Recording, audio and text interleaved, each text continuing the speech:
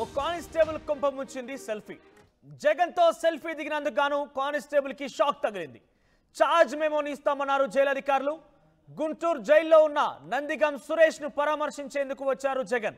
అయితే జగన్ పరామర్శించి బయటకు వస్తున్న నేపథ్యంలో కుమార్తెతో కలిసి సెల్ఫీ దిగింది జైలు కానిస్టేబుల్ ఆయేషా బాను. అయితే డ్యూటీలో ఉంటూ జగన్ తో సెల్ఫీ దిగడంపై విమర్శలు వెలువెత్తాయి.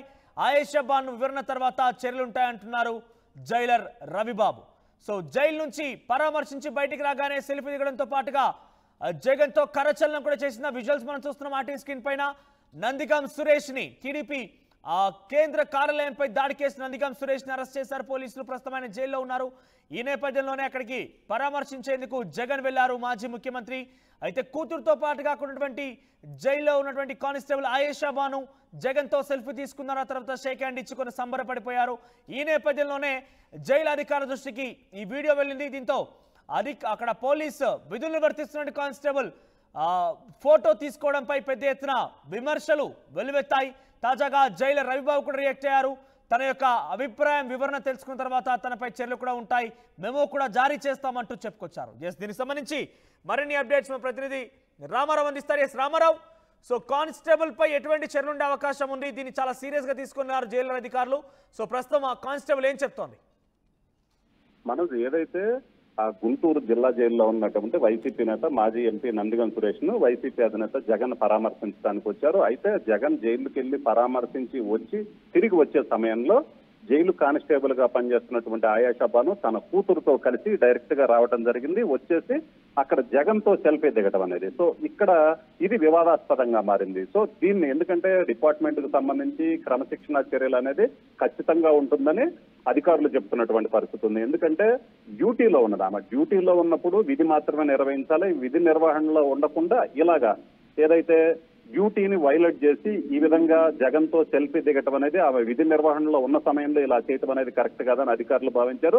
సో దీనికి సంబంధించి గుంటూరు జిల్లా జైలర్ రవిబాబు కూడా ఛార్జీ మెమో కూడా ఇస్తామని చెప్పడం జరిగింది. సో దీనికి సంబంధించి ఆమె ఏదైతే వివరణ ఇస్తుందో, ఏదైతే ఆయేషా బాను వివరణను బట్టి ఫర్దర్ గా చర్యలు తీసుకుంటాం. దానికి సంబంధించి క్రమశిక్షణ కమిటీ ఉంటది, ఆమె ఇచ్చిన వివరణని క్రమశిక్షణ కమిటీకి పంపిస్తాం. కమిటీ నివేదిక మేరకు కమిటీ ఎలాంటి చర్యలు తీసుకోవాలని చెప్పుద్దో సో ఆ చర్యలు తీసుకుంటామని కూడా అధికారులు చెప్పడం జరిగింది.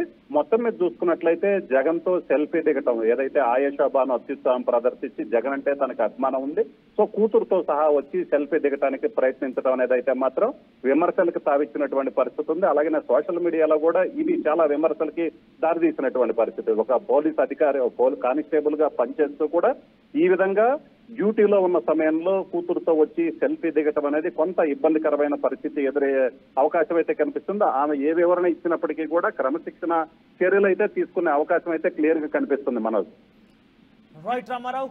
సో మొత్తం మీద జగన్ తో సెల్ఫీ తీసుకున్న కారణంగా ఆయేషా బాను అని గుంటూరు జైలు దగ్గర ఉన్నటువంటి కానిస్టేబుల్ పై వేటు పడే అవకాశం ఉందా అంటే అవుననే సంకేతాలు కనబడుతుంది. ఎందుకంటే ఎటువంటి వివరణ ఇచ్చినా కూడా తనకు మెమో జారీ చేసే అవకాశం ఉన్నట్టుగా తెలుస్తోంది. సో మొత్తం మీద జగన్ నిన్న నందిగం సురేష్ గుంటూరు జైల్లో ఉన్న నేపథ్యంలో ఆయన కలిసేందుకు వచ్చారు, పరామర్శించేందుకు వచ్చారు. ఆ తర్వాత బయటకు వచ్చి మీడియాతో మాట్లాడిన తదనంతరం ఆయేషా బాను తన కూతురుతో, కానిస్టేబుల్ ఆయేషా బాను తన కూతురుతో అక్కడికి వచ్చి సెల్ఫీ తీసుకోవడంతో పాటుగా కరాచలనం చేసి షేక్ హ్యాండ్ ఇచ్చుకొని సంబరపడిపోయారు. ఈ దృశ్యం, ఈ వీడియో మొత్తం కూడా పోలీసు అధికారులకు చేరింది. దీంతో పోలీసు అధికారులు విధులు నిర్వర్తించకుండా ఇటువంటి చర్య కూడిగట్టినందుకు గాను ఆయేషా బానుపై చర్యలు తీసుకునే అవకాశం కనబడుతోంది.